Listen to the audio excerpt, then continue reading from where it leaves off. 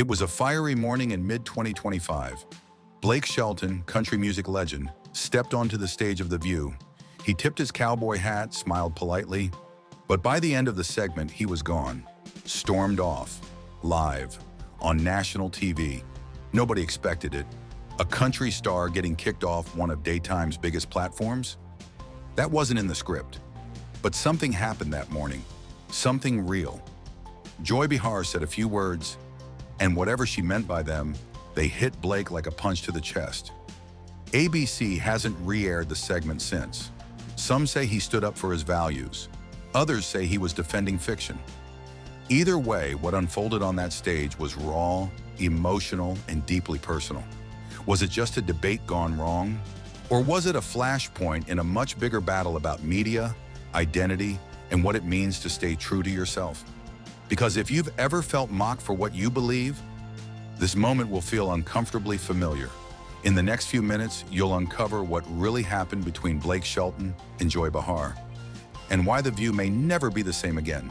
But what led to such a public meltdown between a beloved country icon and a daytime talk show veteran? At first, it looked like any other morning on The View. The lights, the music, the crowd buzzing with excitement. Blake Shelton strolled out with his signature smile, tipped his cowboy hat, and waved to the cheering audience. He was there to promote a new single and emotional anthem about small-town roots, family, and pride. Everything about him said relaxed, grounded, country charm. Fans expected the usual banter, some laughs, maybe a few jokes about being married to Gwen Stefani. Just another TV stop on a promo tour. But something was off. From her very first question, Joy Behar came in with a tone that didn't match the room. No welcome, no warm-up, just a sharp question about the romanticizing of rural America. Blake tried to brush it off. He chuckled, gave a light answer, tried to shift back to the music. But Joy doubled down. The energy changed. The air got heavier. Even the live audience felt it. And suddenly, the moment wasn't about music anymore. It was about identity, values, and two people from very different worlds clashing in real time.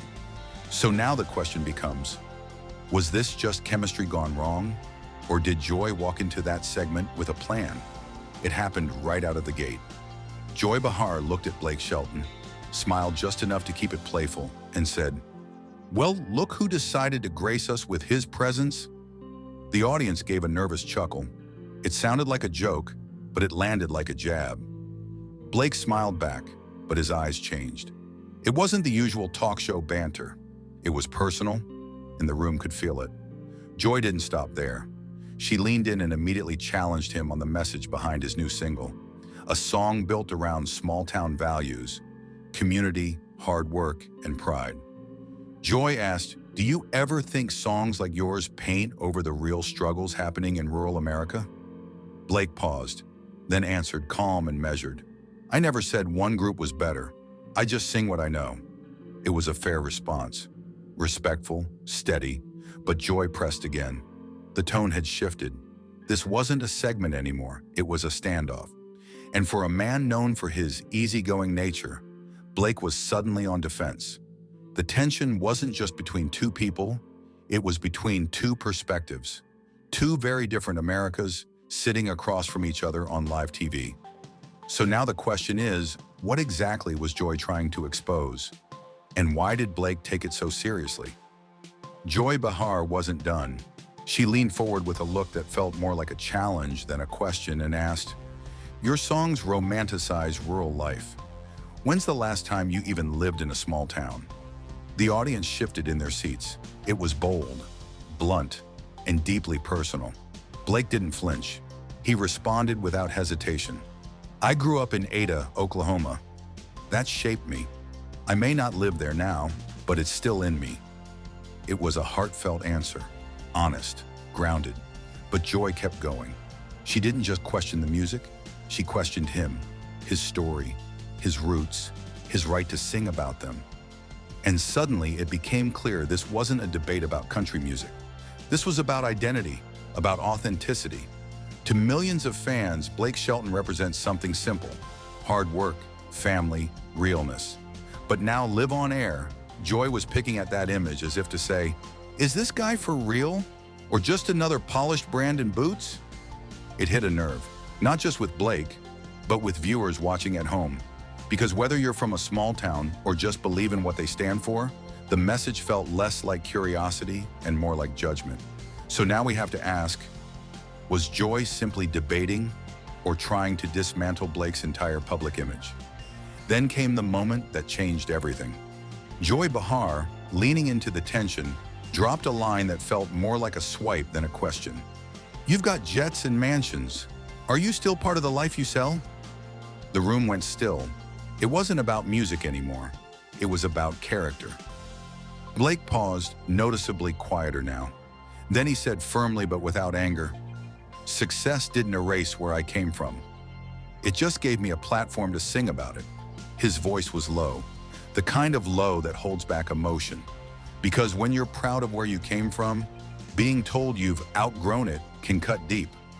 For Blake Shelton, his entire career has been built on a simple story. A small-town kid who made it big, but never forgot his roots. He's not just singing about pickup trucks and dirt roads, he's singing about who he is. And yet, here he was, being told that money somehow invalidated all of that. But this wasn't about politics. It wasn't red versus blue. It wasn't even celebrity versus journalist.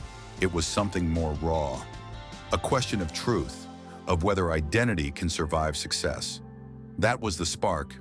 And now the air was thick with something bigger than banter. So now we're left asking, what made this clash explode? Into something that went far beyond just words?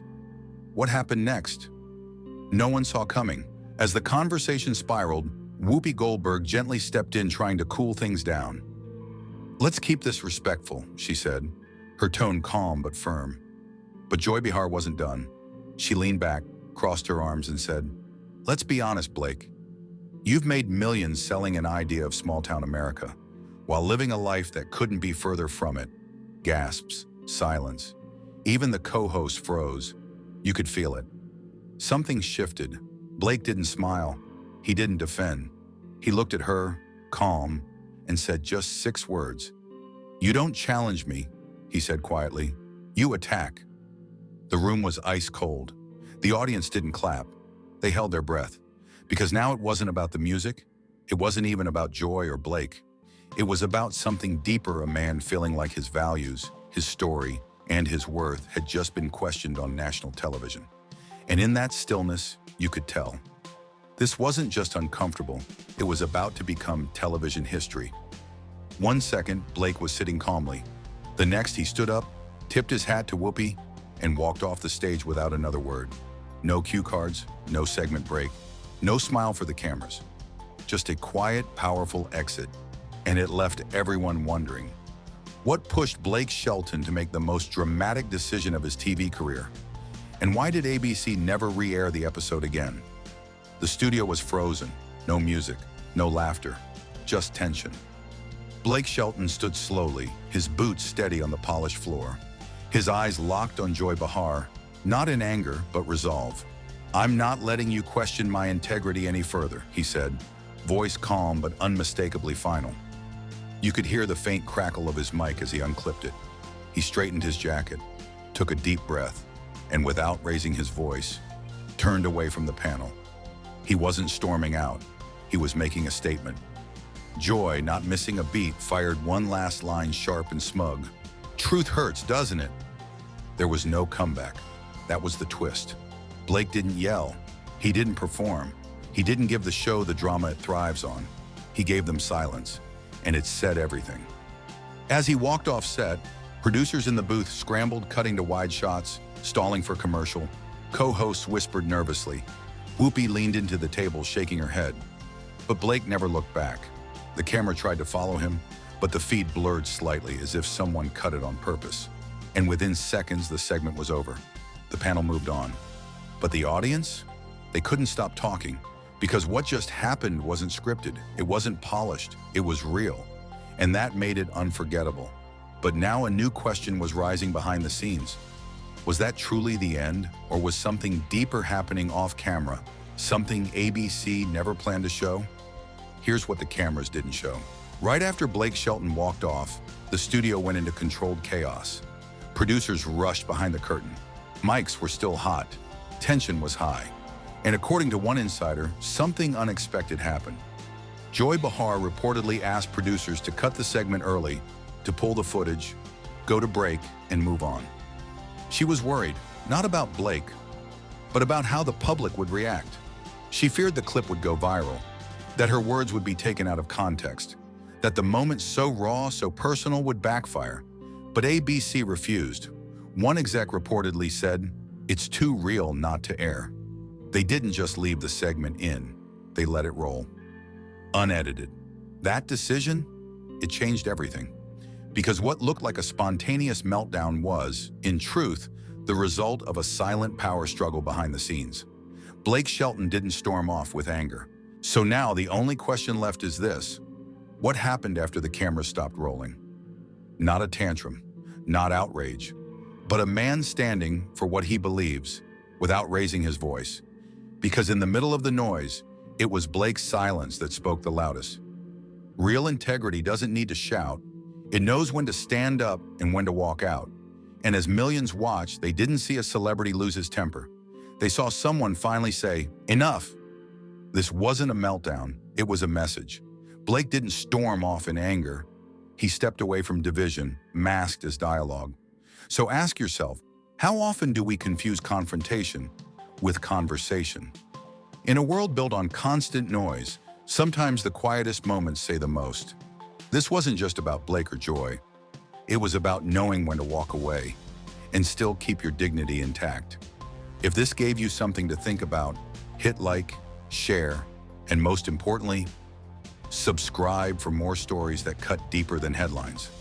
Now it's your turn. Was Blake wrong to walk off? Or was it the only thing he could do? Let us know your take in the comments below.